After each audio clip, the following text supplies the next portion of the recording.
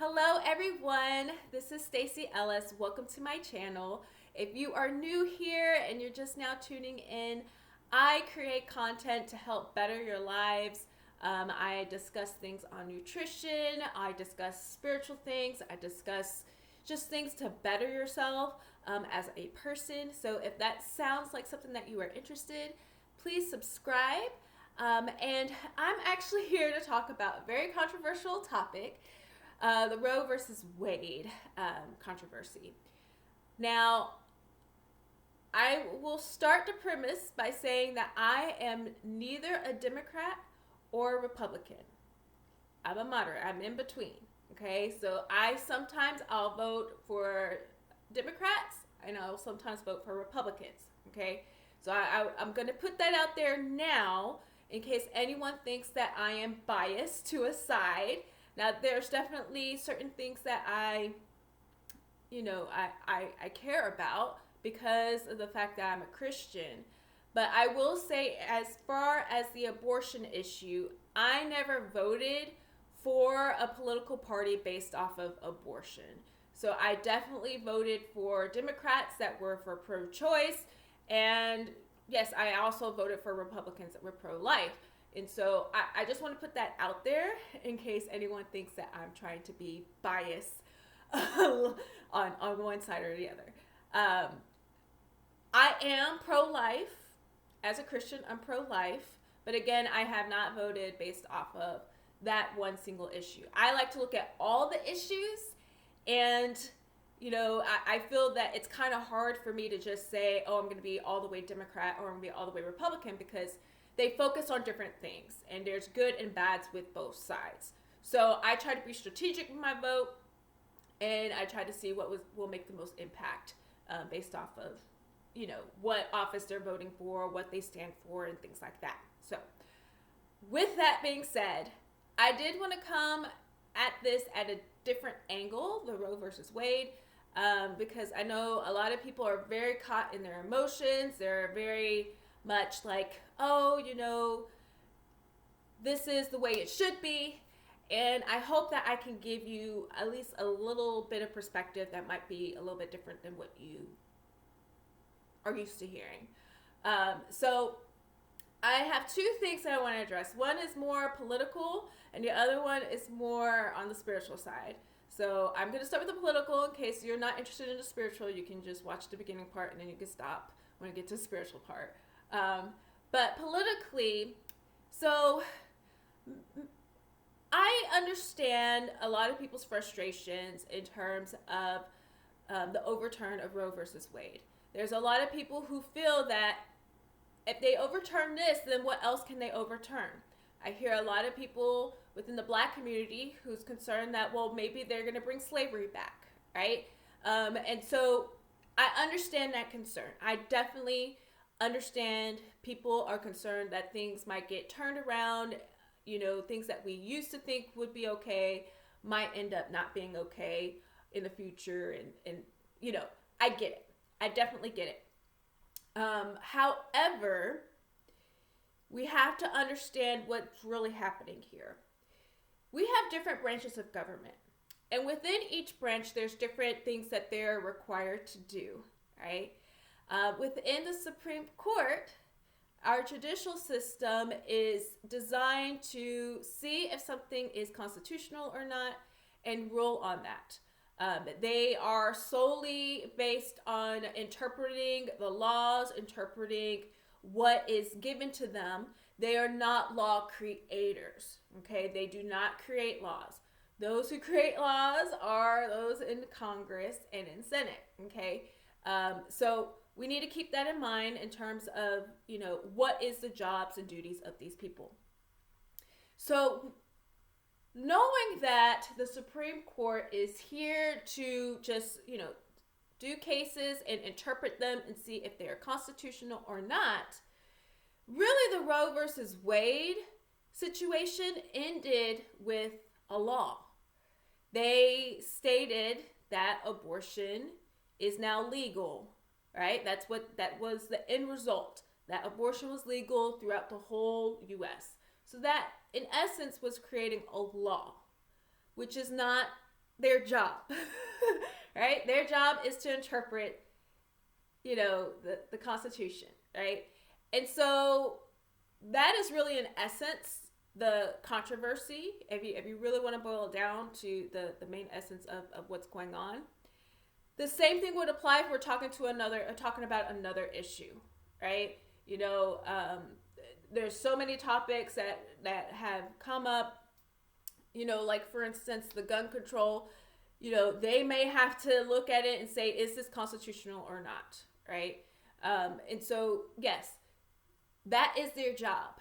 Their job is not to create laws. So knowing that, the whole reason why they overturned it is because of that. Yes, I will say that there's definitely some passion among the Supreme Court justices, and many of them probably are pro-life. I agree. That probably gave them extra momentum to help overturn it. But that doesn't change the fact that it was something that was not constitutional, that they weren't supposed to create laws in the beginning. Okay? So I understand, a lot of pro-choicers, you might be looking at this and you feel that, women's rights are being taken away and all that. Look at it in that perspective in terms of what their job is. Now, if you are pro-choice and you want the U.S. to be pro-choice, then you can still work to get it to become pro-choice. And you do that by voting in people who are going to be pro-choice, right? That's how it works, because the people who create the laws are in Congress and in Senate, right? They are the ones that create this, okay? And I will say now it's on the local level, so you will have to vote, obviously, for who you want locally to be in your local government governing body, okay? Your Supreme Court, however, you have no choice over who's in the Supreme Court. You have no choice, and there's a reason for that, okay? They pick people who are qualified. You don't vote them in, okay? They're supposed to remain unbiased. They're supposed to just look at the Constitution. That's their job, okay?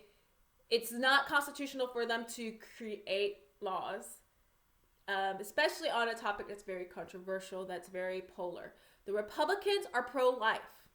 The Democrats are pro-choice. That's 50-50, well, about 50-50, because there's people like me who aren't on either or side. But that's a good divide of the nation, right? We're definitely divided on this topic, okay?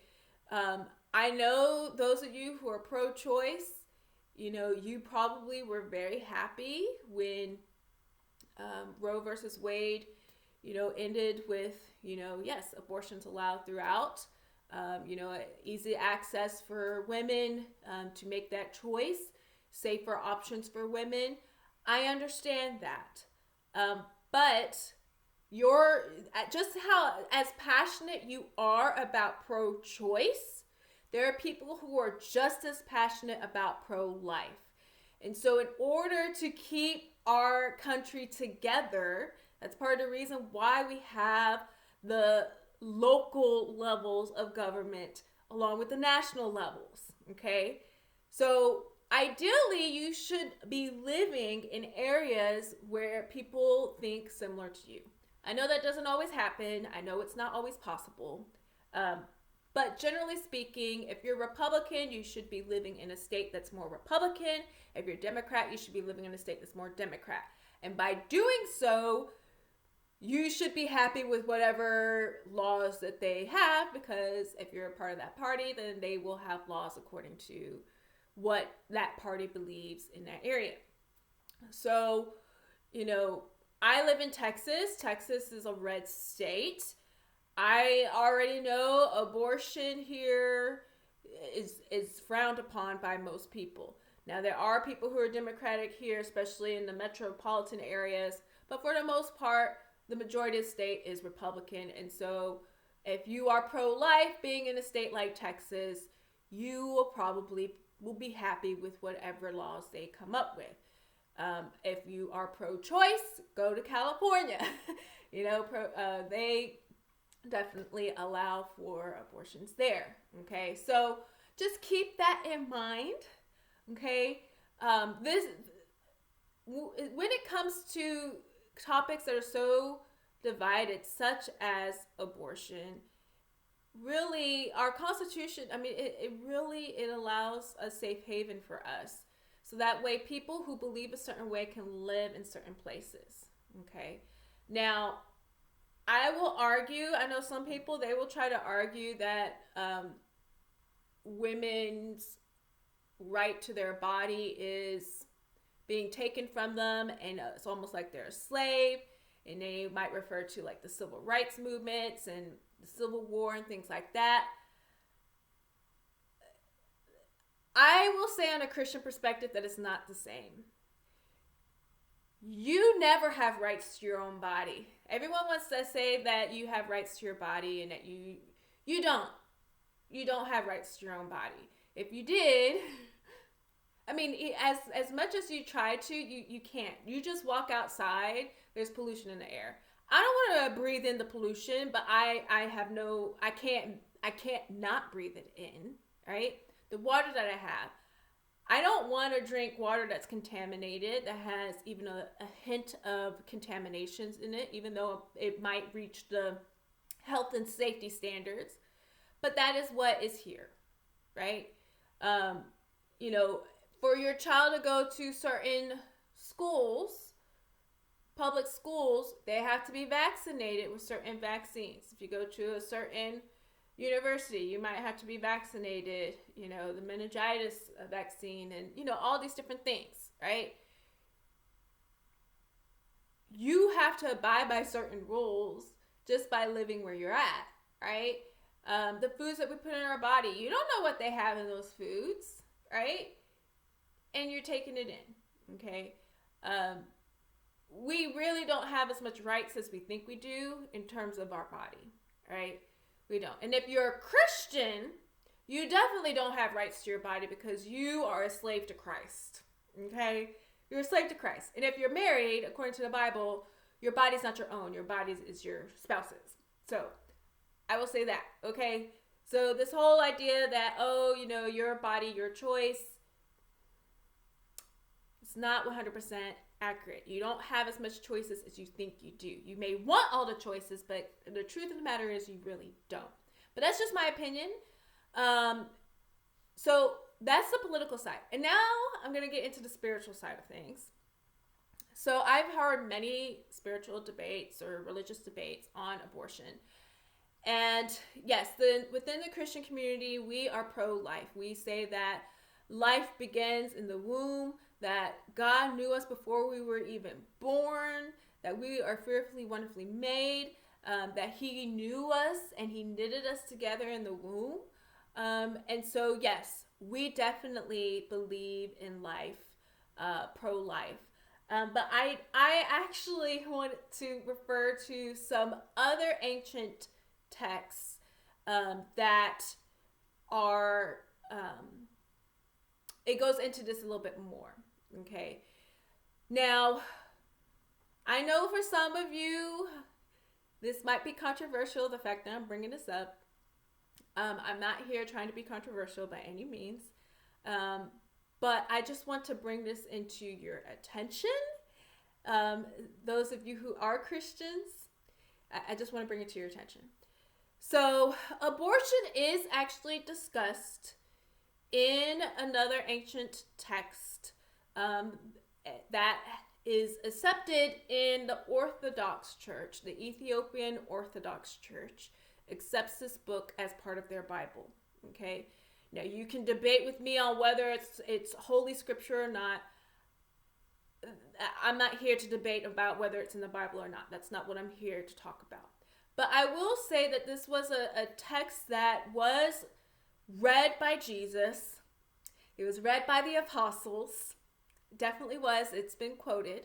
Okay, that doesn't mean it's Bible, but it has been read by them. It has been accepted as history. It has been accepted as literature, to bring perspective of what the world was in the past, because it's an ancient text before the New Testament.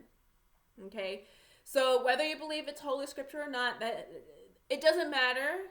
It is the fact that it has been accepted as this is historical information that was given during that time. Okay, so I'm not here to debate about whether it's biblical or not. Okay, but what I do want to point out is that abortion's mentioned in it. Okay, in detail.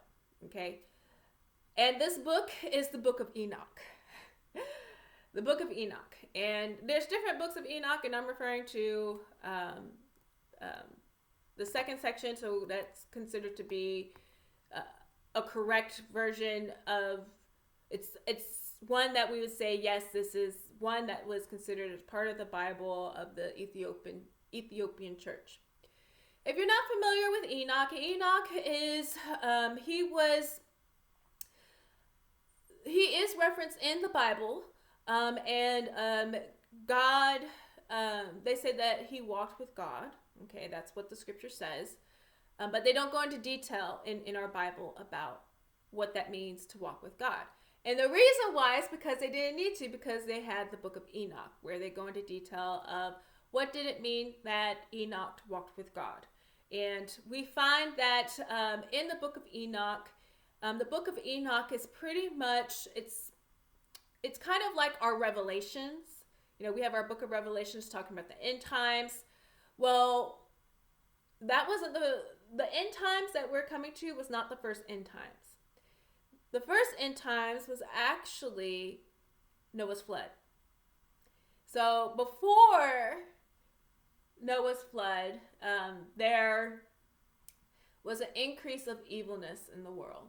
Okay, we know that because that's the whole reason why there was the flood, right? That's why there was the flood, right? Well, a lot of people don't really understand what the evilness was. How bad was this evilness? What took place? And the Book of Enoch actually goes through this. And really what has happened, and in Genesis it talks about this too. There were angels, fallen angels that came to the earth. And they were enticed by the women, or they lusted after the women, I guess you should say. And so they took human women as their wives. And as a result, the women birthed what they call sons of God, or Nephilim. And that's where the giants come from. So we know about David and the giant, right? So the giants actually came from the fallen angels getting with the women on earth, okay? Well, the fallen angels were pretty corrupt. When they came here, they decided to do their own thing. Kind of like how some people nowadays, they're not necessarily fallen angels, but they're people doing their own things. So the angels had that capability too. They had a choice. They could either serve God or not. And there were some angels that decided, I'm not going to serve God. I'm going to do my own thing, right? And as a result, evil spread, okay? And so the Book of Enoch talks about that. Evil has spread. In addition to that, the angels actually started to teach men things that they weren't supposed to know. So they taught the secrets of heaven to humans, okay? And so in the Book of Enoch, in chapter 69, it lists some of these angels that came to the earth to dwell among the men. And it lists some of the things that they taught humans, okay? I will say that in the first verse of this chapter, it says that, let's see. And after this judgment, there shall terrify and make them tremble, because they have shown this to those who dwell on the earth. So it will talk about, within the book, it talks about a judgment that's going to take place. The judgment that was going to take place was the flood, Noah's flood. And the reason why the judgment was going to take place is because the angels came and showed them things. They showed them how to fight with the sword. So that's where war came from. Like, God did not intend for man to be at war. Okay? That's one of the things that they showed. Some of them showed the secrets of the arts, so magic and things like that, right? Some showed about like different herbs and stuff like that, okay? But one of the things that they did show, this particular angel, and I'm probably going to mispronounce the name, Castasha, this is he who showed the children of men all the wicked smitings of spirits and demons, and the smitings of the embryo in the womb, that it may pass away, and the smitings of the soul, and bites of the serpent, and smitings which will befall the multitude of heat. And it keeps going and going. Okay, so abortion was taught by one of these angels that came down here. Okay. It goes on to say within the book of Enoch that part of the reason why the flood came was because they were killing babies in the womb, along with all these other things. Okay. So all of you who are pro-choice, who are saying, oh, it's okay that, it's a woman's body. Noah's flood in part came because the people were doing abortions. Okay, and part of the reason why they were doing abortions, if you want to know, if you read the book of Enoch, is because there were women who wanted to keep their body looking young. Because we all know that when women get pregnant, most women, their body shape changes, right? And they don't have the same curves as they used to. And so to keep the women looking a certain way, they were having abortions. Okay, so God was not for this, to the point that he brought a flood and killed off everyone except for Noah and his family. Okay, so all of you guys, whether you're Christian or not Christian, this is just a warning to you based off of what was written in the book of Enoch. It was very well known by the people in the biblical times. They were very much familiar with the book of Enoch. They were very much familiar with the fact that abortion was wrong, okay? Yes, it's not written in our Bible that we have here in America, but it is written in a Bible that is in Africa, okay? Not here to argue about that. Not here to tell you whether that is considered holy text or not. But historically, Jesus read the book of Enoch. He quoted from the book of Enoch. And some of the apostles also quoted from the book of Enoch, okay? Now, whether they consider it holy scripture or not, I'm not here to debate that. But it was something that was accepted. We knew that the flood occurred. We also knew that Enoch walked with God, okay? So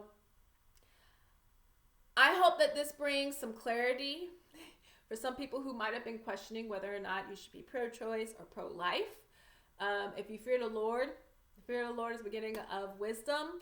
I fear God, and I don't want God to flood the earth. He's not going to flood the earth again, but I don't want his wrath poured out on me.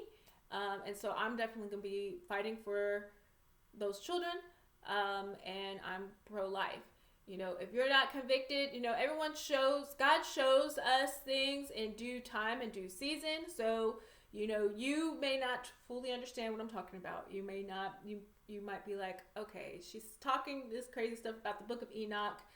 She's crazy. That's fine.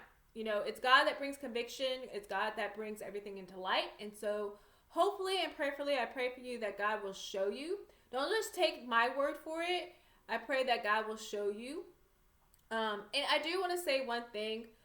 There is another debate that people like to bring up in Leviticus. They talk about, people say that God actually created and invented abortions, because in Leviticus it talks about how a woman, if she is caught in adultery and she has sex with another man, and then she gets pregnant, then she must drink this drink. And if she actually did cheat on the man, then her baby would miscarry. But if not, so this was supposed to be like a protection, I guess, so to speak, because some men might say, oh, you cheated on me, you're pregnant because you cheated on me. Well, if she got pregnant and it wasn't from cheating and it was from her husband, then when she drinks the drink, the baby will not miscarry.